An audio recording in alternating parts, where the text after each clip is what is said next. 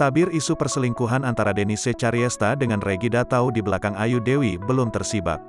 Nikita Mirzani angkat bicara. Memang, pengakuan Denise Charyesta yang mengaku pernah jadi selingkuhan suami seorang presenter terkenal menyeret nama Reggy Datau, suami Ayu Dewi.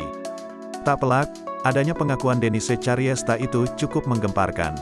Terkait ini, Nikita Mirzani tiba-tiba muncul sebagai pembela Ayu Dewi dalam kasus itu. Bahkan, Nikita Mirzani membongkar borok Denise Charyesta dan beri semangat pada Ayu Dewi. Nikita Mirzani juga geram dengan tingkah Denise Charyesta yang umbar aib sendiri bak bangga jadi selingkuhan diduga suami Ayu Dewi.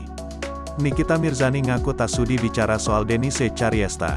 Nikita Mirzani malah ungkap doa untuk Ayu Dewi. Ia berharap Ayu Dewi bisa sabar dan kuat menjalani cobaan. Bahas Denise jangan dibahas, dia bukan artis ngapain. Malu buat Bu Ayu karena gue juga kenal sama, gue cuma mau bilang banyak-banyak sabar aja, ungkap Nikita Mirzani. Banyak netizen yang setuju dengan omongan Nikita Mirzani.